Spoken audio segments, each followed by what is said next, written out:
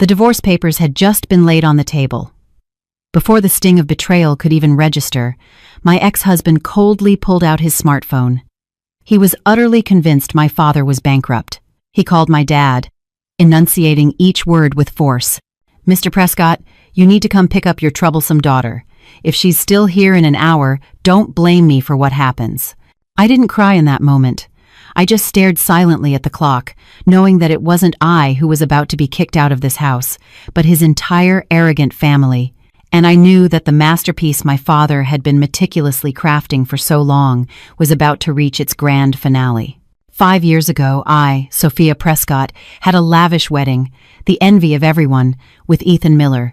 I was the only daughter of Richard Prescott, the CEO of the renowned real estate development firm, the Prescott Group. He was just a sales director at a mid-tier construction company. Despite the vast chasm between our family statuses, I loved him with a pure, guileless heart. On our wedding day, the greatest gift my parents gave us was this splendid, multi-million-dollar penthouse on Park Avenue. "This," my father said, "is your foundation, a home for you both to build your life upon." The deed was put in both our names, a tangible confirmation of the happiness we were meant to share. For the next few years, my life was a dream. Ethan was the perfect husband. I adored him, and he constantly surprised me with romantic gestures. He was also ambitious, climbing the corporate ladder quickly. My mother-in-law, Carol Miller, was initially suspicious of me, thinking a magnate's daughter wouldn't know the first thing about keeping a house. However, seeing her son receive so much support from my family, she began to treat me warmly. I considered myself the happiest woman in the world. I was content with my life as a homemaker, a pillar of support so my husband could focus on his career. I believed this happiness would last forever. But the storm was coming, a massive storm that would strip away all false pretenses. It was a few months ago, on a weekend evening, as the family was having a cheerful dinner, that I received a call from my father. I answered happily, "Hey, Dad, we're just having dinner." But what I heard wasn't his usual warm, energetic voice, but one that was weary, hoarse, and filled with despair. "Sophia, listen to me carefully. You need to stay calm." My heart sank. "Dad, what's wrong? Did something happen?" I heard a deep sigh on the other end. Dad's company is bankrupt. Chapter 11. Bankrupt. My ears were ringing. I couldn't believe what I was hearing. How could the Prescott Group, a leader in the industry, go bankrupt? "Dad, you're kidding, right?" I stammered. "It's not a joke, honey." My father's voice sounded on the verge of tears. "I trusted the wrong people, poured everything into a ghost project and lost it all. The banks are breathing down my neck. I think I'll have to give up the house, the properties, everything to pay off the debts. I'm sorry, sweetheart, I can't do anything for you anymore." The smartphone slipped from my hand. Everything around me seemed to spin and crumble. Ethan and my mother-in-law looked at me, bewildered.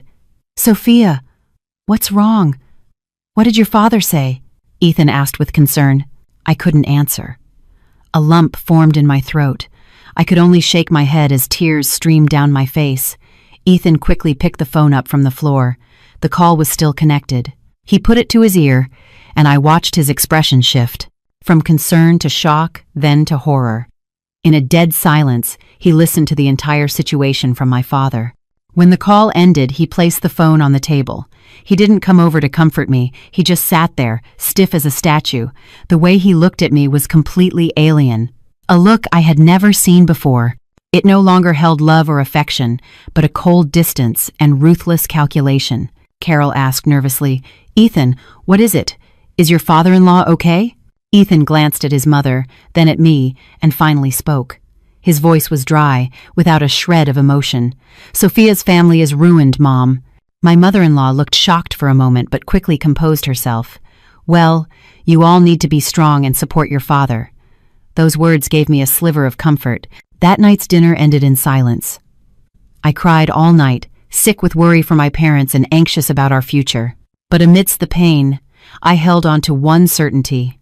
Ethan, my husband, would stand by me. We would overcome this together. But I was wrong. I had no idea that the news of my family's bankruptcy was not just a tragedy for my husband and mother-in-law. It was a test that would reveal their true colors. And it was also the beginning of a cunning conspiracy to seize the very last thing I had left, this penthouse. The next morning, when I woke up with swollen eyes, the first harsh reality hit me. The change began to spread as clearly as an oil slick. The first to show her new attitude was my mother-in-law, Carol. Her former kindness and politeness were gone. The smile on her lips was replaced by a perpetual scowl and an expression of disgust. At breakfast, I was too heartbroken to eat, only managing a few bites of toast. She remarked sarcastically, Well, looks like Miss Prescott has gotten picky with her food lately. Don't like what this house has to offer anymore? Of course, you're used to 5-star meals. Now that your parents are broke and you have no one to lean on, I guess life has lost its flavor. I was frozen. Every word was a dagger twisting in my wound. Ethan muttered under his breath, Mom, what are you saying? Have I said anything untrue? Carol snapped at her son. I'm just speaking the truth. You used to go on and on about your father-in-law this, your father-in-law that. Now that he's a bankrupt old man, let's see if you can still show off. Then, pursing her lips at me, she said, Let me tell you something. This isn't a house you can just freeload in. Your husband works hard enough to support this family, and now it looks like he'll have to carry the weight of your family too. From now on, you better start acting like you belong. Stop wasting money on designer clothes. You'd better get used to being the daughter-in-law of a regular family. I was stunned. Just the day before, she had praised my taste in fashion. Now I was a burden, the daughter-in-law of a regular family. Unable to stand the tense atmosphere, Ethan stood up abruptly. I'm leaving for work.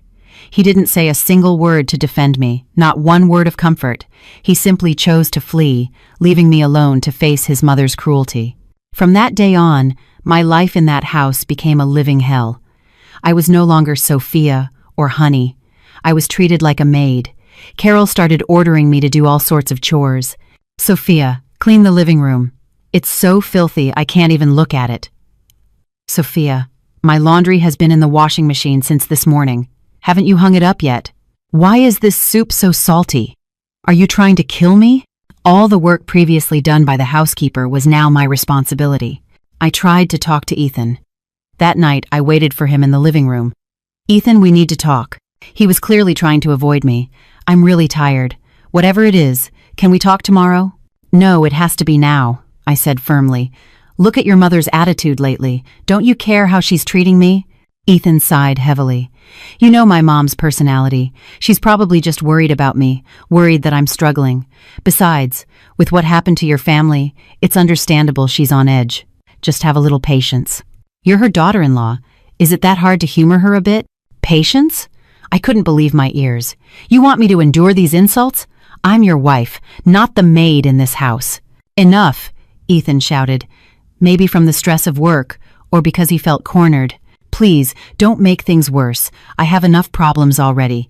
What do you want me to do? Fight with my own mother and tear this family apart? If you won't think about me, at least think about our home. With that, he stormed out again, leaving me choking on a mixture of anger and sorrow. I realized it then. He would never take my side.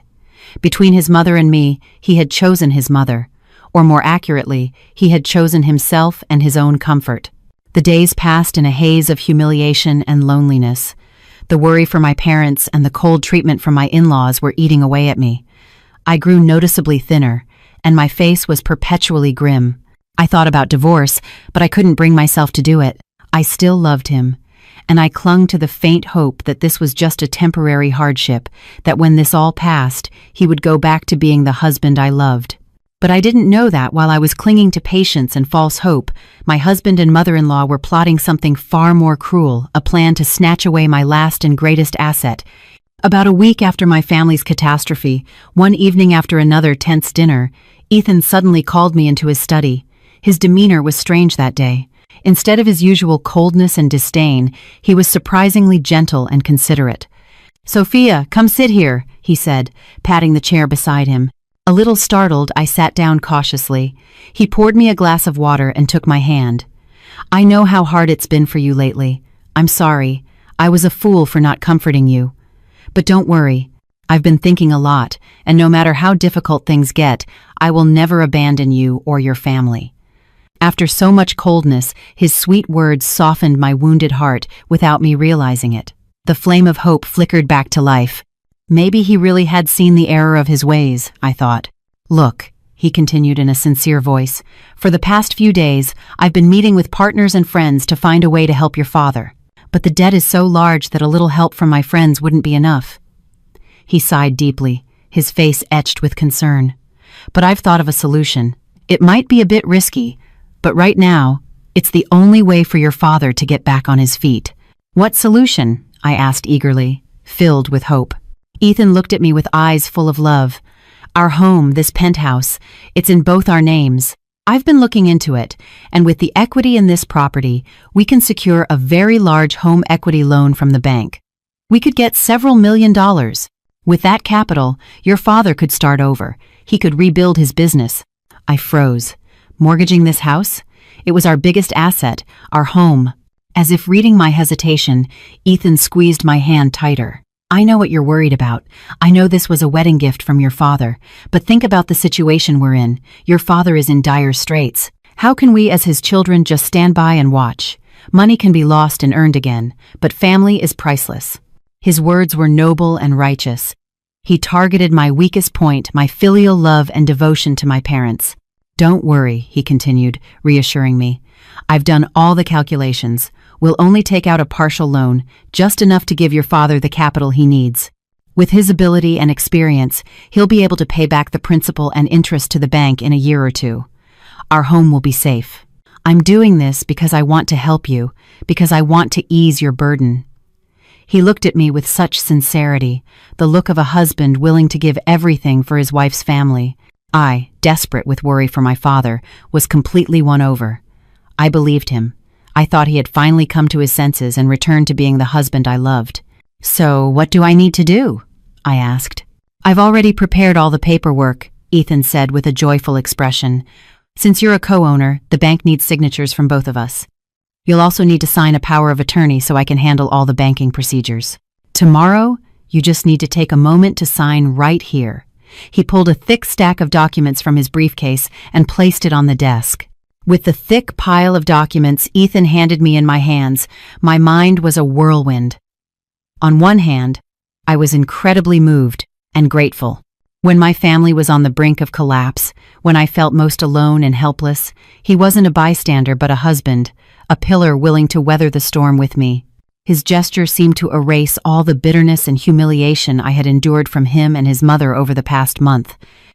Maybe I had misjudged him, I thought. Maybe he had his own struggles, pressured by his mother, but deep down, he was still the man who loved me, a responsible husband. His recent coldness was probably just due to the immense shock and worry. What's wrong? Haven't you signed yet? Ethan's voice pulled me from my thoughts. He looked at me with a flicker of impatience but quickly concealed it with a warm smile. Is there something you're worried about? Just trust me. I would never do anything to hurt you. Oh no, it's not that, I said, feeling guilty for ever doubting him. It's just there are so many papers. I don't understand much about these procedures. I started flipping through the pages. They were filled with dense legal jargon and numbers, loan applications, repayment plans, mortgage agreements, power of attorney documents. Everything looked very reasonable, just as he had explained. I tried to read more closely, but my mind was a chaotic mix of worry for my parents and gratitude for my husband's gesture. I couldn't focus. You don't need to read through all of it so meticulously, Ethan said in a tone that seemed urgent. These are all standard bank forms. They can't be changed. You just need to sign where I've marked. I have to submit them first thing in the morning. The appraiser is coming this afternoon. We need to move quickly so your father can get the money. He brought my father into it again. His haste, in my eyes, became a zeal to help his in-laws. He was rushing because he wanted to help my father as soon as possible. With that thought, the last shred of doubt in my mind vanished. I felt selfish and petty for questioning my husband's sincerity in this situation. Yes, okay. I'm sorry, I said, genuinely apologetic. I took the pen. He had carefully marked the signature lines with yellow sticky notes. I no longer read the text carefully. I just flipped to the marked pages and signed my name. My signature was clear and firm. I signed, placing all my faith and hope in this man. I had no idea. Among those innocuous papers hidden away was one fatal sheet waiting for my signature. I didn't see it. I signed my name to it, a signature that would seal my fate, turning me from the owner of this house into a destitute outcast. As soon as I finished signing, Ethan hastily gathered the documents and checked the signatures one more time. His face was beaming with joy. At that moment, I naively thought he was happy because he could help my family. "Done," he said, pulling me into a tight hug. "Don't worry, everything will be fine. I promise, your parents won't have to suffer anymore." I hugged him back, shedding tears of emotion. At that moment, I believed I had my old husband back. I believed that even if our family crumbled, I had the strongest pillar in him. I didn't know I was living in a false happiness. I naively believed the storm had truly passed. I thought Ethan's love had overcome all material calculations. I didn't realize that this was just the executioner's final kindness before the axe fell, the calm before a storm that would devastate everything. And that storm arrived on a weekend afternoon. That evening, I prepared a lavish dinner with all of Ethan's favorite dishes. I wanted to thank him for everything he had done for my family. When he came home from work, I ran happily to greet him, but what I received wasn't his usual warm smile. His face was as cold as ice, and the look he gave me was strange and contemptuous. "Ethan, what's wrong?" I asked, concerned. He didn't answer. He walked right past me and went straight to the living room. There, his mother, Carol, was already sitting, waiting for him with an impassive expression. "Sit down," Ethan said in a dry voice. "We need to talk." I had a bad feeling. My heart started pounding. I sat cautiously on the opposite sofa. Ethan didn't beat around the bush. He pulled a folder from his briefcase and tossed it onto the coffee table with a thud. "Sign it." With trembling hands, I picked up the papers. The moment 2 words printed in bold jumped out at me, I felt my whole world explode. Divorce petition. I was frozen. My ears were ringing. Divorce? Why divorce? "Ethan, you're kidding, right?" I stammered, unable to believe my eyes. "Why? Why so suddenly? What did I do wrong?" Ethan laughed, a laugh that, in hindsight, was incredibly fake and terrifying. "You didn't do anything wrong. I just don't love you anymore. Our lives are too different. I can't keep living with a woman who's dragging the weight of a family like yours behind her. The weight of a family." Just a week ago, he had promised we would bear it together, and now... Tears started to well up. "No, this can't be. There must be a misunderstanding. Ethan, look at me. It's me, Sophia." But he didn't look at me. He stared coldly at the papers. "Sign it. Don't waste my time." It was then that my mother-in-law spoke. Her voice was no longer gentle but laced with contempt. "Still don't get it after everything he's told you?" she said scornfully. "Look at yourself. Your parents are broke. You're not a rich kid anymore. Do you think my son is stupid enough to keep carrying a burden like you?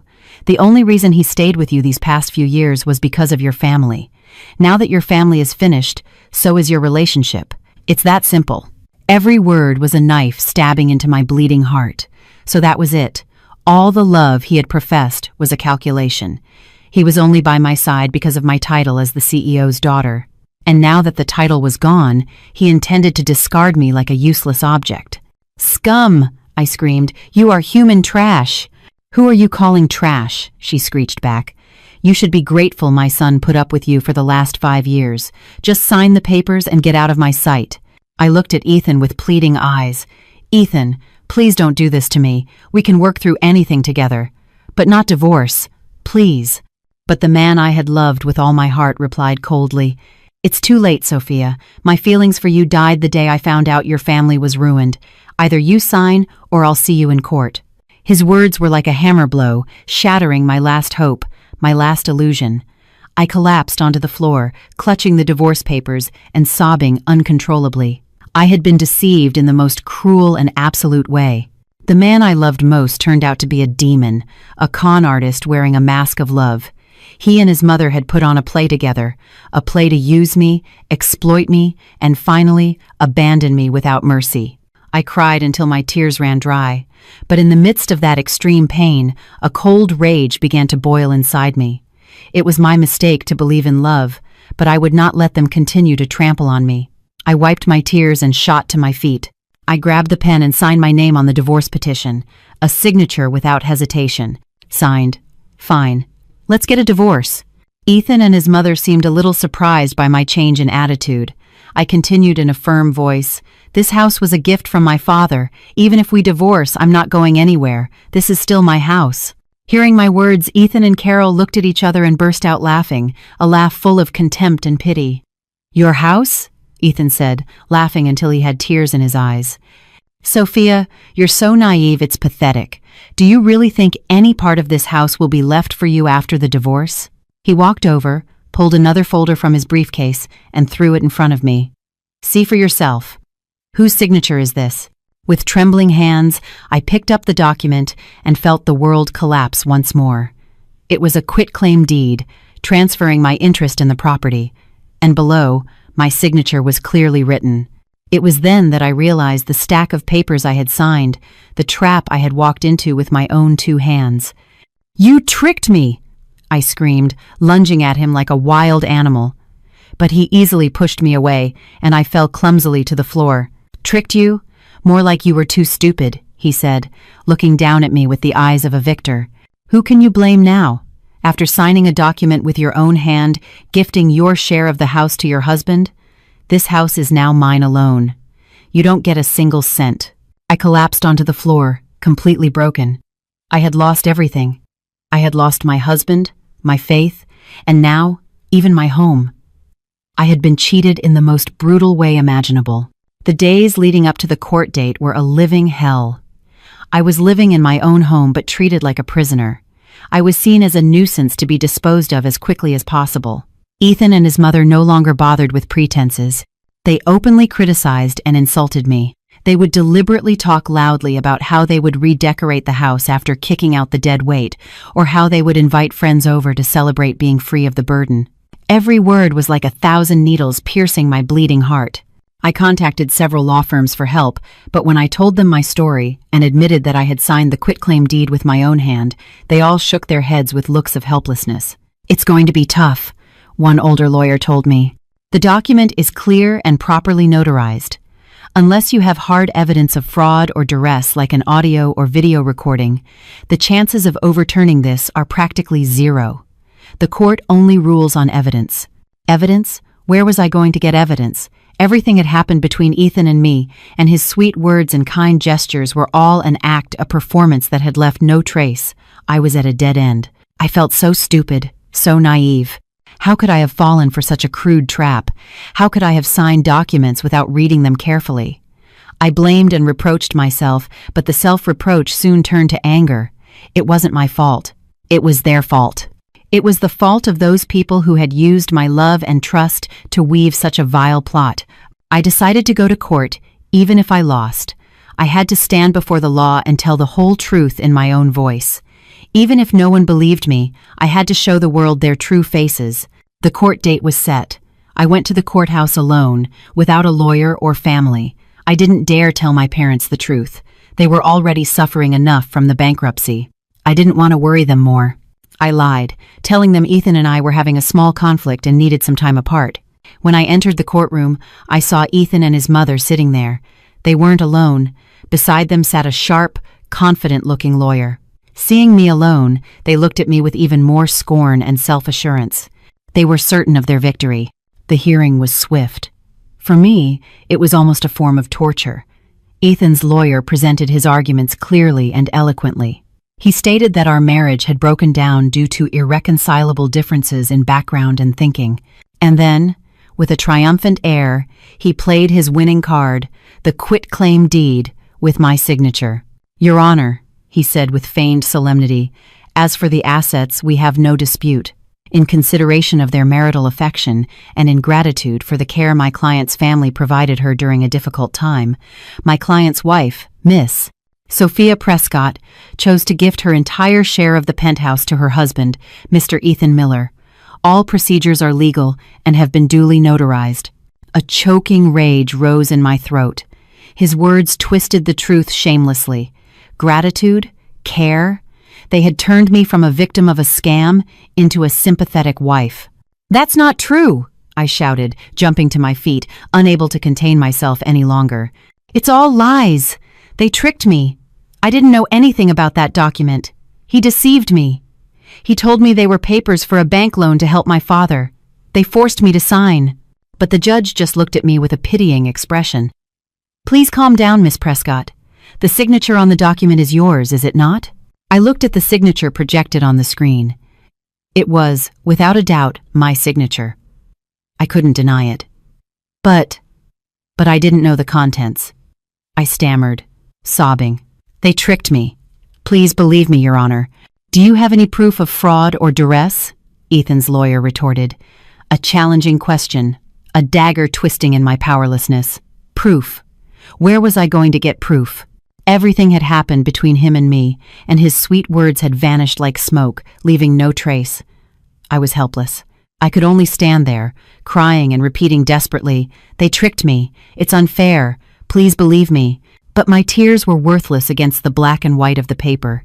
Ethan and his mother sat there, watching my suffering. There wasn't a shred of compassion in their eyes, only the victor's elation. Finally, the hearing was over. The judge struck the gavel. The sharp sound was like the final nail in the coffin of my marriage and my faith.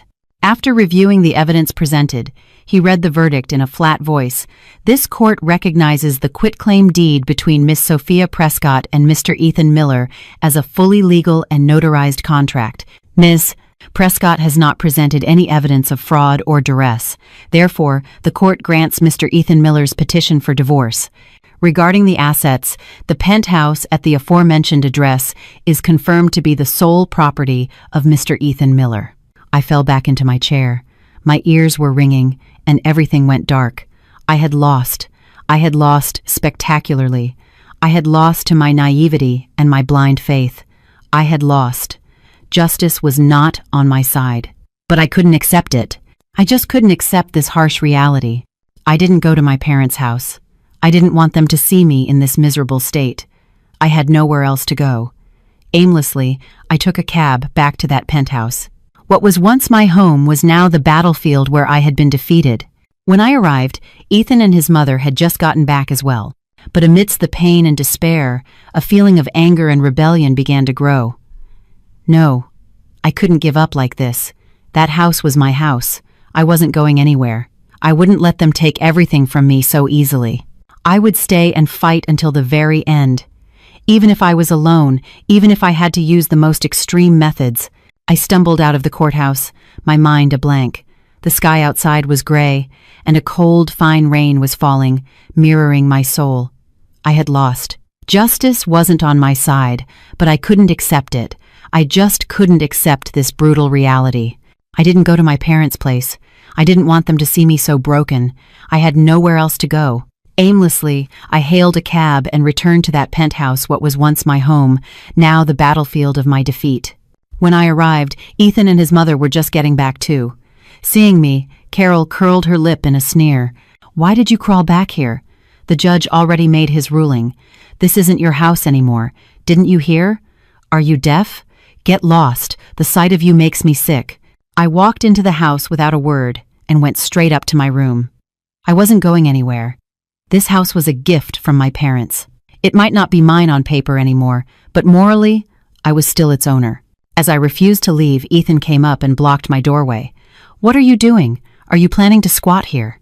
Yes, I said, lifting my head and looking him straight in the eye. For the first time, my gaze was defiant. This house belongs to my parents. It's the fruit of their blood, sweat, and tears. I'm not going anywhere. If I have to die, I'll die in this house. I won't let con artists like you have it so easily. You, who are you calling a con artist? Carol shrieked, rushing up from behind and pointing a finger in my face. If the shoe fits, wear it, I replied, my voice as cold as ice. My stubborn and defiant attitude infuriated them, but since they had just come from court, they didn't dare do anything drastic. Fine, Ethan sneered. If you want to stay, stay, but don't expect to live comfortably. Let's see how long you can last. It was the third day I had held out in my room. His patience had likely run out because Ethan no longer seemed willing to play games. He pounded on my door. Sophia, get out here right now. I didn't answer. You're not coming out? You want me to break down the door? I knew with his temper he was perfectly capable of it. I took a deep breath and opened the door. He stood there with his arms crossed, looking down at me arrogantly. "You still haven't left? You're really going to stay here so shamelessly? Let me tell you something, Sophia. Your bankrupt family is no match for us. You'd better leave quietly. Don't make me hurt you." I just stared at him in silence. My silence seemed to enrage him further. "Fine. You asked for it." He pulled out his smartphone and dialed a number I would never forget. My father's number. "Hello, am I speaking to my father-in-law?" he said into the phone. His tone was full of contempt and defiance. He put it on speakerphone, deliberately, so that both I and his mother, who was standing nearby, could hear. "It's Ethan. I'm calling with some good news. Your darling daughter? As of today, she's no longer my wife. We just got divorced." There was silence on the other end. I could imagine my father's shock and pain. My heart clenched, but Ethan didn't stop. He laughed cruelly. "Oh, but I'm not just calling to share the news. Sorry to bother you, but could you come and pick up your troublesome daughter? She's holed up in my house and has no intention of leaving. Says she'd rather die here. What a great upbringing you gave her. Even taught her how to be a freeloader in someone else's house." Clang! I heard something break on the other end. It was probably the teacup my father always held. "What did you just say?" My father's voice trembled with rage. "I said, come and get her," Ethan roared like a wild animal. "My house isn't a charity for the daughter of a washed-up old man like you. I'll give you 1 hour. If she's still here in an hour, don't blame me if I have someone drag her out onto the street. Goodbye." He hung up and threw the phone on the table. He turned to me with a triumphant smile. I stood there, tears streaming down my face, but this time they weren't tears of helplessness. They were tears of profound rage. He had not only insulted me, but my parents, the people I love most in this world. He had crossed my final line. I was wrong. Stubbornly staying here was pointless. It only gave them more excuses to hurt my loved ones. "Come pick up your troublesome daughter." Ethan's words echoed in my head, sharp as 1,000 shards of glass, tearing my heart to shreds. He had not only insulted me, but my parents, the people I cherished most. He had trampled on the last shred of pride my family and I had left. In that instant, I felt everything inside me shatter. Faith, love, even the last ounce of strength I had to protect what I called a family, it all vanished like smoke. I stood in the middle of the lavish living room, sobbing uncontrollably. Rage, pain, and a suffocating helplessness washed over me. I was wrong. Resisting in this house was futile. I thought staying was a fight for justice, for the gift my parents had given me. But no, it only gave them more ammunition to hurt the ones I loved. How devastated my father must have been to hear those words. He had lost his life's work, and now he had to endure unspeakable insults from his ex-son-in-law. I didn't want to imagine it. I felt so useless. Such a terrible daughter. Ethan and his mother stood there, watching me with their arms crossed and triumphant expressions. They were waiting for me to break down completely, to pack my bags and leave in humiliation. "Why haven't you left yet?" Ethan said with a mocking smile. "Or are you waiting for your daddy to actually show up? That wouldn't be so bad." He could see with his own eyes how his precious daughter gets thrown out onto the street. Maybe then he'll regret not raising her better. Every word from his mouth was torture. I couldn't bear it anymore. In my despair and extreme pain, I could no longer think clearly. As a reflex, I grabbed my smartphone and, with trembling hands, dialed my father's number. I didn't know why I was calling. Maybe I just wanted to hear his voice. Maybe I was looking for a shred of comfort. Or maybe I just wanted to apologize for putting him through this humiliation. The phone was answered on the first ring. "Dad, it's me." My voice broke, unable to form words. It felt like the whole world was filled with nothing but my weeping. "Sophia, don't cry." My father's voice on the other end showed none of the anger or confusion I expected. On the contrary, his voice was incredibly calm and composed, with a strange strength. "Dad knows everything." I froze. All the pain inside me seemed to stop for an instant. "Dad, you—" "Don't worry," my father interrupted. "I recorded everything that scoundrel said. My girl, you've suffered a lot. You did very well. You were very brave." My father's voice was no longer the tired, helpless voice of a bankrupt man. It was deep and full of authority, as if a lion, long silent, had finally awakened. "Now listen to me carefully. His voice was firm, allowing no argument. "Don't go anywhere. Stay in that house. Don't take a single step out the door, no matter what they say or do. If you have to, lock your bedroom door. Understand?" "Yes. Yes, I understand," I replied, still dazed, not understanding what my father was planning. Why was he so calm? Why was he telling me to stay? "Good, stay put. I'll be there in 30 minutes. But what are you going to do when you get here?" I asked worriedly. "He and his mother are here. They're very aggressive. They'll insult you. Trust your father." That was all he said. 3 words, but they carried the weight of a ton. In an instant, all my confusion vanished, replaced by an absolute faith. He hung up. I stood there, phone in hand. My father was coming in 30 minutes. What was he planning? How could a ruined man with nothing face such arrogant people? Was he coming to beg them for my sake? No, that couldn't be it. My father's voice wasn't that of someone coming to plead. It was the voice of someone coming to deliver justice. Ethan and his mother, seeing my stunned expression after the call, gloated even more. "What? You tattled to your daddy?" Ethan mocked. "Let's see what that broke old man can do when he gets here. Is he going to come and kneel to apologize for his daughter? That would be a sight to see." "Don't waste your breath on her," Carol said, heading to the kitchen with disdain. Let him come. Let him come and take this nuisance away." What a relief. I'll have some tea while I enjoy the show. With that, she leisurely went to the kitchen. Ethan flopped onto the sofa, crossed his legs, and turned on a sports channel, completely ignoring my presence. They were enjoying their last moments of arrogance, unaware that a giant tsunami was about to crash down and wash away all their hubris and dirty schemes. I said nothing. I went silently up to my bedroom and, as my father had instructed, locked the door. I didn't pack. I just went to the window, pulled the curtain aside slightly, and looked down at the street. I waited. For 30 minutes. The 30 minutes of destiny that would decide the future of my family and theirs. I was no longer afraid. Instead, I felt a strange excitement, as if I was about to witness something extraordinary. Exactly 30 minutes later, I started to hear a distant rumble. The roar of car engines grew louder and louder until it stopped right in front of our building. I held my breath and peered out the window. A motorcade had appeared. It wasn't the old taxi or scooter that Ethan and his mother might have imagined. Leading the way was a gleaming black Rolls-Royce Phantom, a car I could never mistake the same car my father used for meetings with his most important partners. The late afternoon sun glinted off its luxurious black paint. Following it were 2 black Mercedes S-Class sedans, and bringing up the rear was a large black Escalade, the kind used for security details. When the motorcade stopped, it took up the entire street, creating an imposing and authoritative scene. Downstairs, Ethan and his mother also heard the noise and came out onto the balcony out of curiosity. When they saw the line of cars, the smiles on their faces froze. They looked at each other in bewilderment, not understanding what was happening. They probably thought some big shot had gotten the wrong address.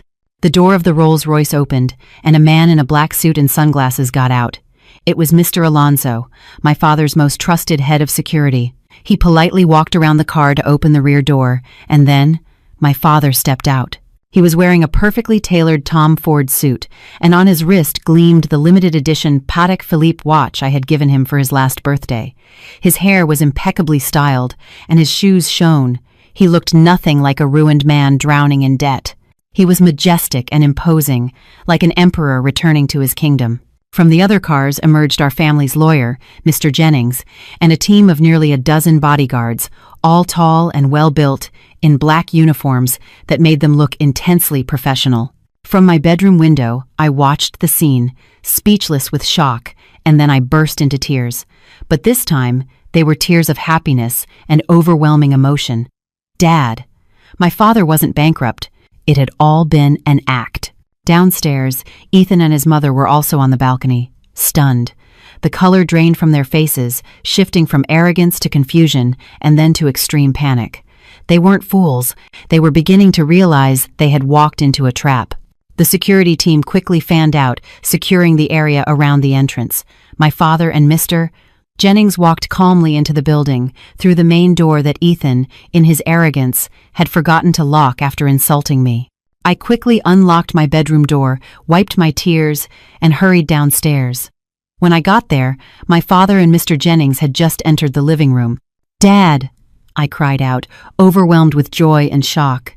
My father turned to me. His stern gaze softened for an instant. He walked over, opened his arms, and held me tightly. "My girl," he said, patting my trembling back.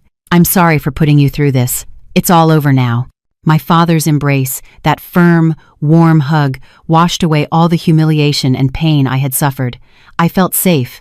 Ethan and Carol then stumbled down the stairs. They stood at the top, staring at the scene. Their faces were as white as paper, and their legs were shaking. Mr. Prescott," Ethan stammered, his voice no longer arrogant, but filled with terror. How did you get here? Your company." My father released me and turned to face them. His gentle expression vanished, replaced by a gaze as cold and sharp as a razor, a look that seemed to pierce right through their souls. "My company?" he sneered, a laugh full of sarcasm. "Thank you for your concern. It's doing very well. In fact, we just closed a massive deal in Dubai this morning." "What? What are you saying?" Carol shrieked, disbelieving. "Impossible! You're lying! You're bankrupt! You said so yourself!" "Yes, I said so myself," my father admitted calmly. "But it wasn't bad news. It was a test. A test to see the true nature of people. A test." I froze. Ethan and Carol were equally horrified. "A test?" Carol's voice was filled with disbelief. It seemed she still couldn't accept that she had been tricked. My father, as if she wasn't even worth a reply, sat down calmly on the sofa in the exact same spot where, just minutes before, Ethan had sat arrogantly with his legs crossed. My father motioned for me to sit beside him. His relaxed demeanor was that of a king in his own palace. Mr. Jennings wasted no time. He walked to the glass coffee table and opened his briefcase. "Mr. Miller, Mrs. Miller," he said in a polite but emotionless voice. "I believe it's time you learned the whole truth, Mr." Jennings pulled out a dark blue-bound folder and placed it on the table. "This is the original property agreement, drafted on the wedding day of Mr. Ethan Miller and Miss Sophia Prescott 5 years ago. Mr. Ethan Miller's Richard Prescott, as the bride's father, gifted this multi-million-dollar penthouse as a shared marital asset." "Yes, so what?" Carol retorted, the veins in her neck bulging.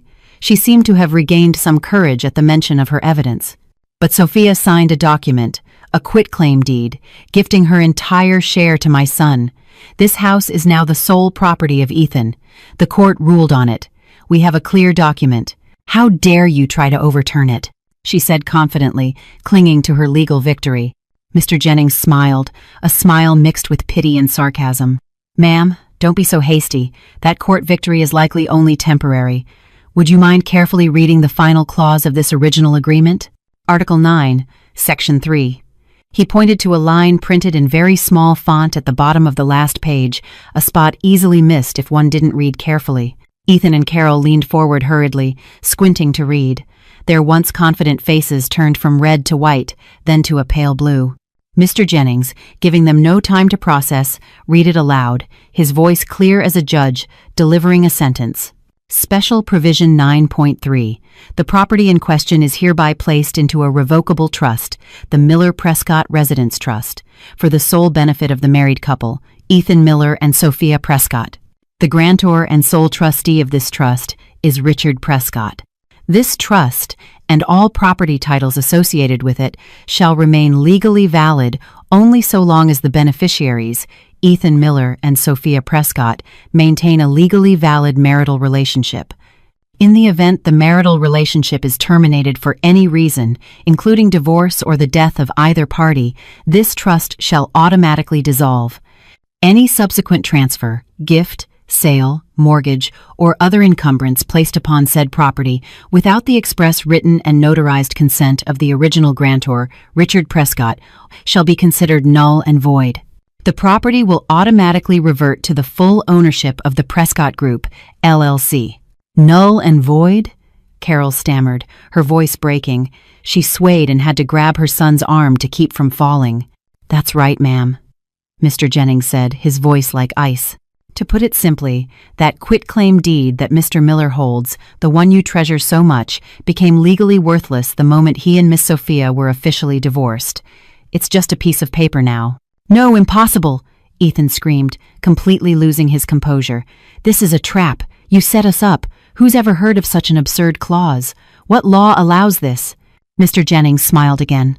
"Mr. Miller, I see you're not well versed in contract law. This is a perfectly legal provision within a revocable trust. When you and Miss Sophia accepted this gift, you accepted its conditions. You can't claim ignorance now. Furthermore, at the time, your own lawyer reviewed this agreement and confirmed there were no legal issues." Ethan was stunned. He remembered the day he signed the contract.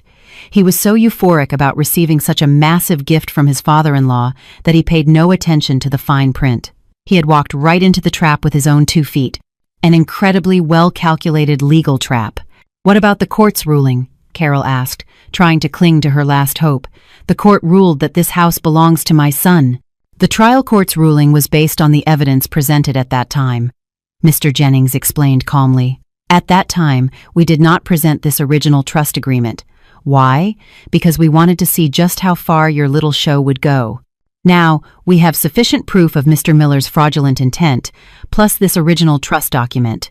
We will be filing an appeal, and I guarantee you, 100%, that the appellate court's ruling will be entirely different. Mr. Miller will not only lose the house, but he could also face charges for fraud and misappropriation of assets." Ethan and his mother completely fell apart.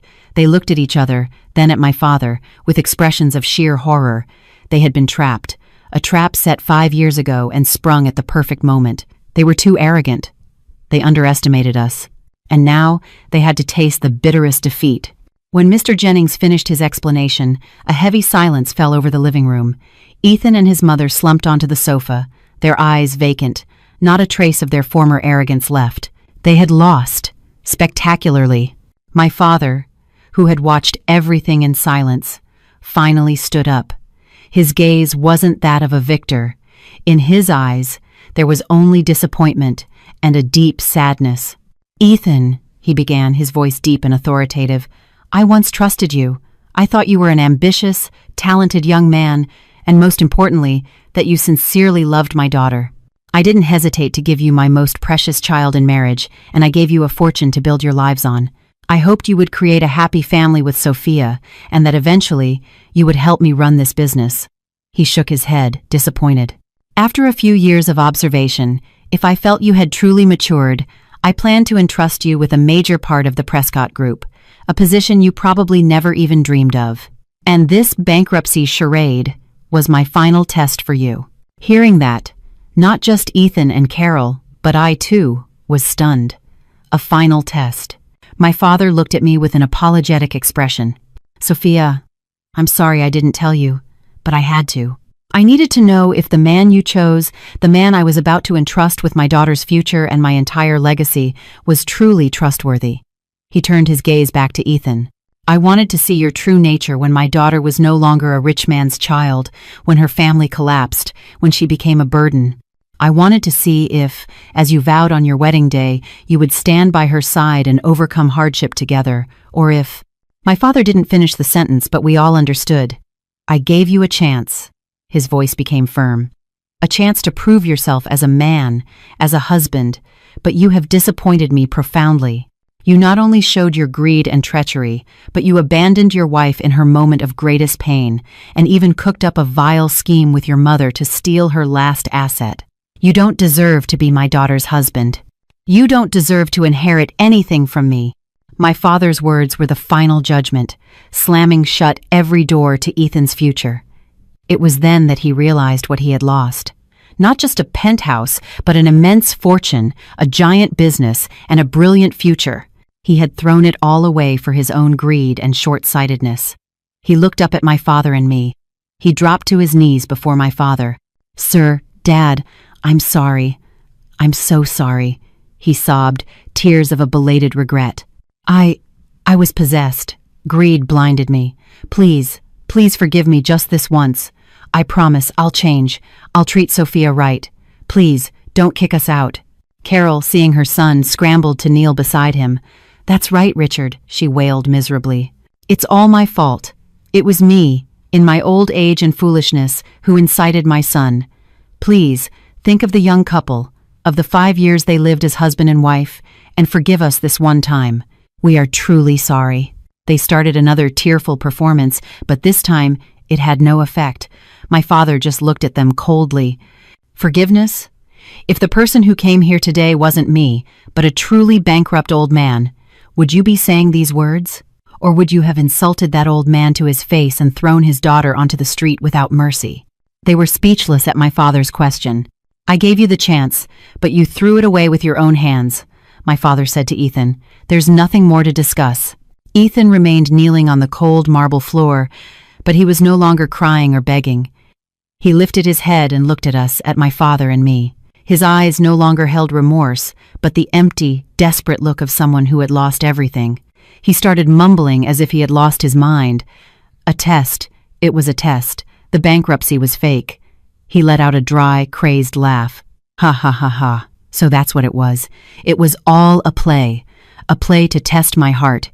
You treated me like a lab rat, and now you're enjoying the show, watching me fall into your trap." "We didn't see you as a rat," my father said, his voice glacial. "You turned yourself into one, chasing the bait in front of you, blind to the trap hanging over your head." Carol, after a moment of being dazed, regained her senses, but her mind had twisted into a demonic fury. She was no longer crying or begging. She leaped to her feet and pointed a finger at my father's face. The hypocritical, gentle mask had fallen away completely, leaving only shamelessness and greed. "You're a real piece of work, Richard Prescott," she shrieked, beside herself. "Because you have money and power, you can do whatever you want. Play games, testing people with your daughter and your fortune. You think we're your toys?" "Yes, my son was wrong. His mistake was not being as ruthless and cruel as you." She turned to her son. "Ethan, get up! What are you doing just sitting there? You did nothing wrong. Your only mistake was being too kind and trusting people. After living with this old man's daughter for 5 years, treating her like a princess, now his whole family gangs up to throw you out. Are you still going to kneel before these people?" I couldn't believe my ears. Even in this situation, she could twist the truth, shamelessly confusing black and white. In her mouth, her son had become the victim, and we were the cruel executioners. "Mrs. Miller," Mr. Jennings intervened then. His voice was still calm but sharp. "I suggest you watch your words. Who served whom, and who was in the wrong, is something you know better than anyone. And I'll remind you once again, legally, this house was never your son's property." "Shut up!" Carol started insulting the lawyer. "You're nothing but a hired gun for that old man. The papers say Sophia gifted the house to my son. The court ruled on it. You think you can just overturn it?" She was desperately clinging to the erroneous trial court ruling like a drowning person to a piece of driftwood. My father just shook his head slightly, his face showing clear disappointment. He seemed unwilling to argue further with a woman who had lost her mind. But Ethan, he seemed to be spurred on by his mother's words. His despair turned to anger. He got to his feet and stared at my father. His eyes no longer held fear, but a crazed defiance. "She's right," he said, his voice hoarse. "She's right. I failed your test, but don't celebrate too soon. The court ruled that this house is mine. Even with your strange clause, the court's ruling still stands. You want to appeal? It won't be easy. I'll see you in appellate court. Let's see if your money can beat the simple logic of black and white." He was even threatening us. He believed that with the ruling he had in hand, he still had a chance. Greed had completely blinded him. He didn't know who he was up against. I looked at the man before me, the man I once loved. Only bitterness remained in my heart. He felt not the slightest remorse. He had chosen to fight to the bitter end. My father looked from Ethan to Carol. He wasn't angry at all. He just smiled coldly. "Fine, if that's what you want." He turned to the lawyer. "Mr. Jennings, I don't think we'll need to wait for the appeal. Show them the last gift I prepared for them." The last gift. I was surprised too. Mr. Jennings nodded and opened his briefcase again, but this time what he took out wasn't a folder, but a tablet. He played a video, set it on the table, and turned the screen toward Ethan and his mother. On the screen was footage from a hidden camera installed in the private room of a high-end restaurant, and the star of the video was none other than Ethan. He was talking to an unknown man. Ethan's voice was crystal clear. "Don't worry. If you handle the matter in court properly, get the ruling in my favor. As soon as I have the penthouse, I'll sell it immediately." We'll split the proceeds as we agreed, 60 for me, 40 for you. The other man laughed. Are you sure? I hear your father-in-law is no small fry. That geezer is nothing but a broke old man now, Ethan sneered. And his daughter is so stupid, she does whatever I say. I've got this completely under control. When the video ended, the living room was silent again. But this time, it was a deathly silence. Carol looked at her son, her eyes wide with disbelief. It turned out her son had not only deceived his wife, but had dared to collude with a judicial official, trying to buy justice with money. And Ethan, his face was drained of all color. He stared at the tablet, trembling from head to toe. How did you get this? He stammered. You thought I didn't have the same connections as you? My father said, his voice glacial. The man you met with was a trap I set myself. I just wanted to see how low you would go. And you didn't disappoint. The extreme shock caused Ethan to completely break down. He had not only failed, but his dirtiest scheme had been completely exposed. There was no escape. Your actions, Mr. Jennings said, his voice firm as if reading an indictment, not only constitute fraud and misappropriation, but there is also evidence of the felony crime of bribery. With this video and the testimony of the man who posed as a court officer, how many years in prison do you think you're looking at, Mr. Miller? Ethan collapsed to the floor, covering his face with his hands. He didn't even have the courage to look up. He had lost all will to resist, and the fear of prison had completely taken over his mind.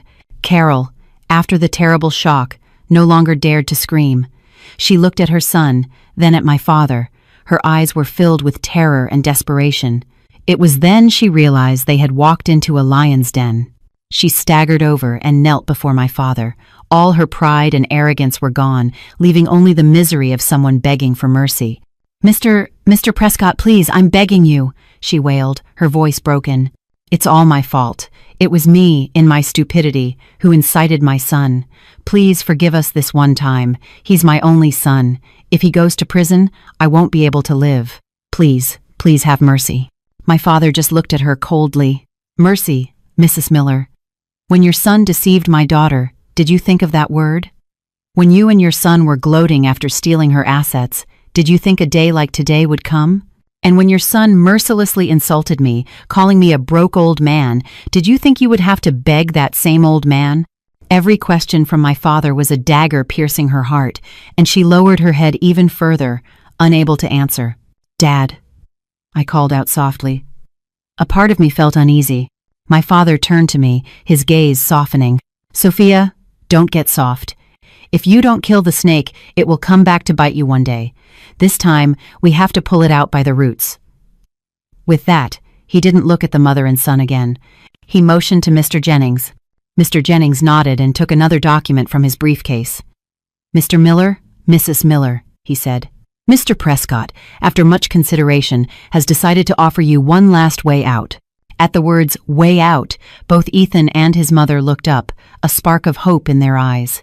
We will not press criminal charges for Mr. Miller's attempted bribery. On one condition, Mr. Jennings said, placing the document on the table. You will sign this affidavit. The contents are simple. You both voluntarily waive all rights to appeal the court's decision, and at the same time, you acknowledge that this penthouse is the property of the Prescott Group. Furthermore, you pledge to never again appear in Miss Sophia Prescott's life, nor to contact or interfere with her in any way. He paused and added in a chilling voice, If you agree to sign, we will pretend none of this happened. But if you don't, that video will be sent immediately to the district attorney's office. It wasn't a choice. It was an ultimatum. Sign and lose the house in exchange for freedom, or don't sign and go to prison. Ethan didn't have to think. He hastily grabbed the pen and with a trembling hand signed his name on the affidavit.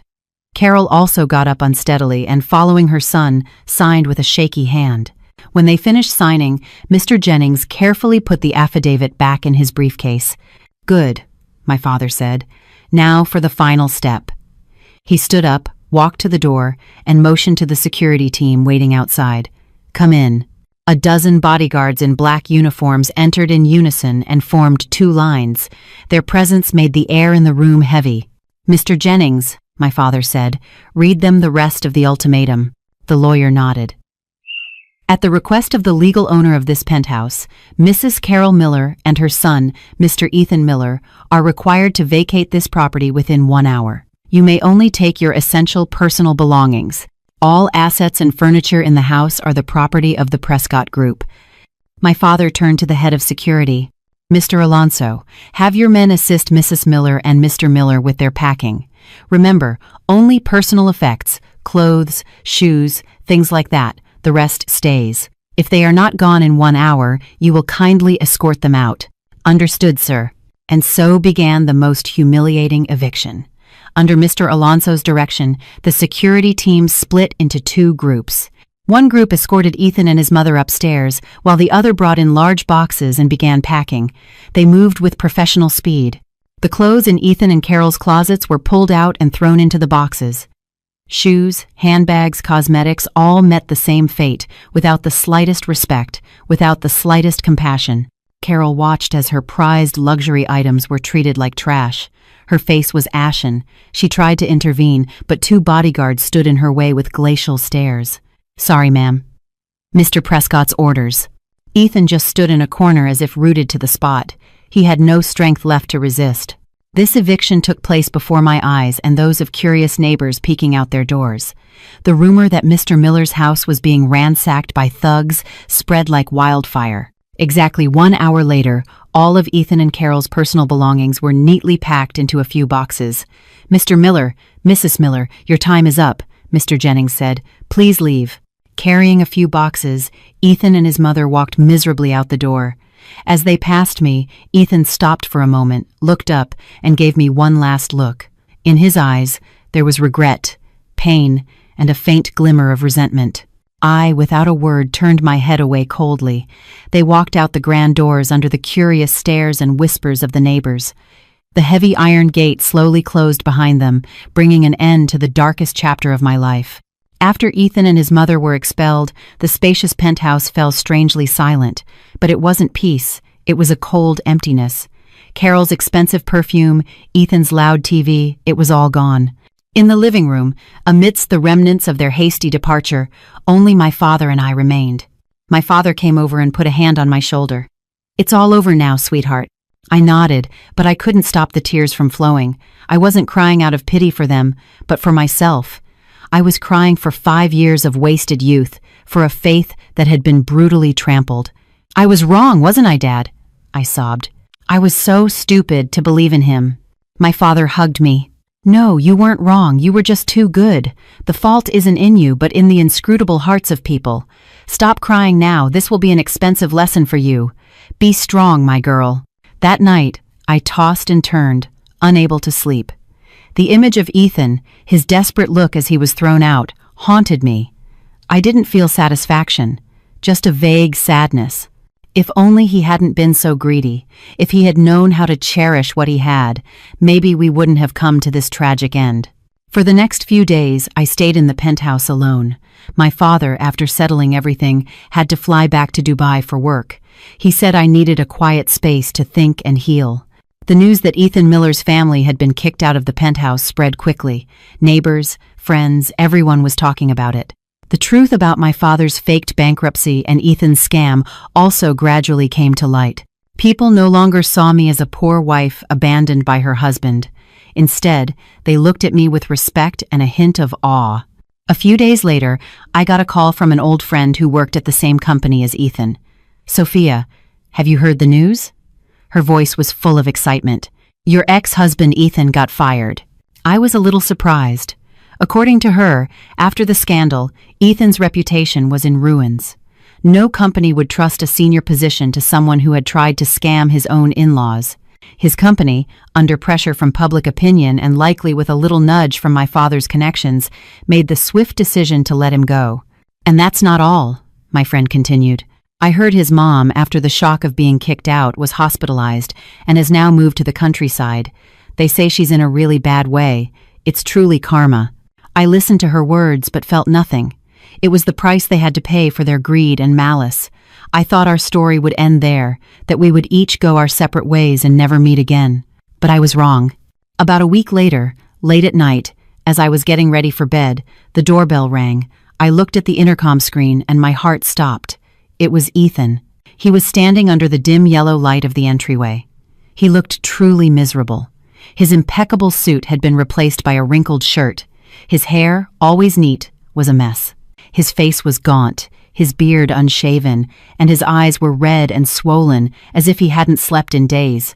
He was no longer the arrogant, confident executive. He was just a failure, a nobody. I didn't want to open the door, but seeing his pathetic state, the last shred of compassion I had left stirred. I opened the door slightly. "What are you doing here?" I asked coldly. He didn't answer.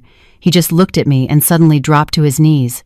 "Sophia, I'm sorry," he cried. It was the heart-wrenching sob of a man who had lost everything. "I was wrong, Sophia. I was so wrong. Greed blinded me. I was an animal, human trash. I have no right to ask for your forgiveness. I just wanted to see you one last time to tell you I'm sorry." He remained kneeling, his head on the floor, his broad shoulders shaking with sobs. I stood there, looking at him. My heart was a whirlwind of emotions. I hated him for what he had done to me and my family. But seeing his miserable state, I couldn't help but feel a flicker of pity. After all, this was the man I once loved. "Get up." My voice softened slightly. "It's all over." "No." He shook his head. "It's not over until you tell me you forgive me. Sophia, I know it's impossible, but please, couldn't you give me one more chance? A chance to start over? I promise. I'll change. I'll find another job. I'll work hard and pay you back for everything. Couldn't we start over? Start over." I was stunned. How could he say something like that after everything that had happened? I smiled bitterly. "Start over, Ethan? Do you think everything can just go back to the way it was? Can you put a shattered mirror back together? My trust, you smashed it to pieces yourself." I looked him straight in the eye. "Ethan, you know what? What hurt me the most wasn't you scamming me out of my house. It was you mercilessly insulting my father. When my father was at his lowest, you trampled on his pride. That's something I will never forget." He lowered his head, unable to argue.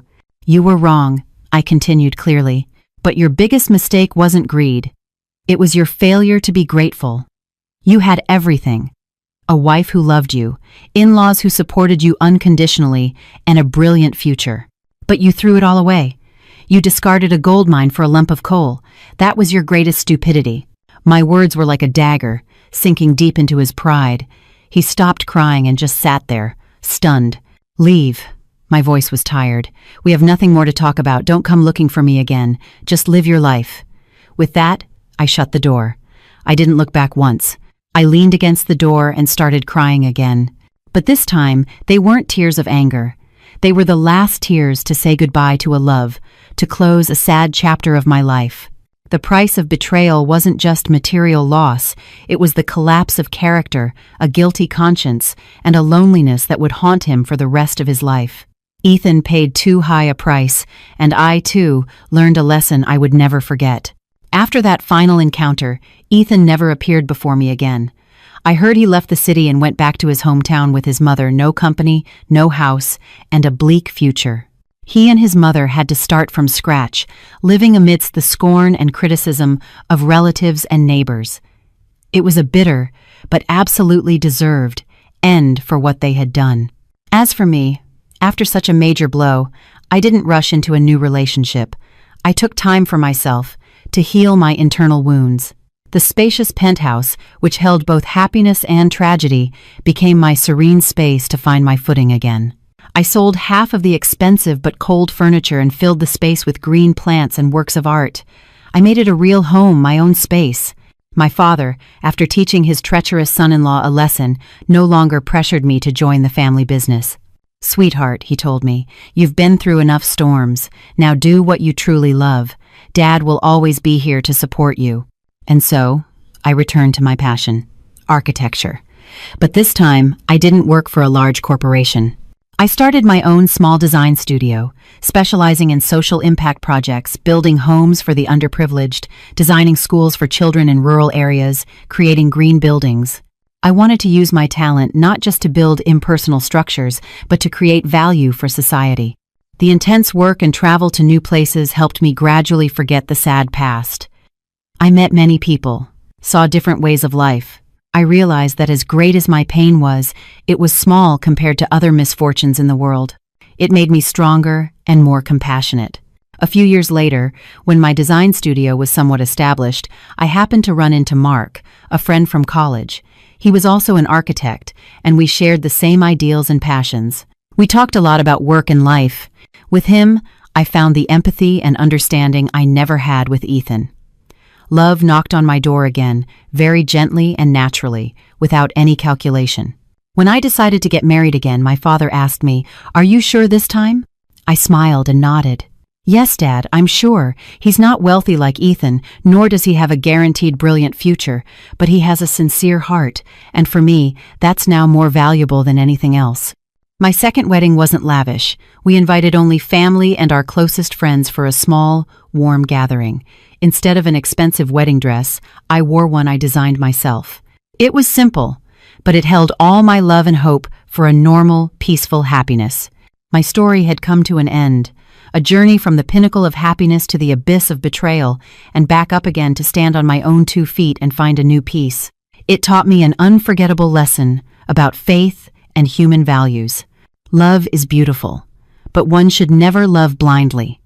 Sacrificing for the one you love is good, but you should never sacrifice your pride and self-worth. And most importantly, never judge a person solely by their sweet words or dazzling appearance.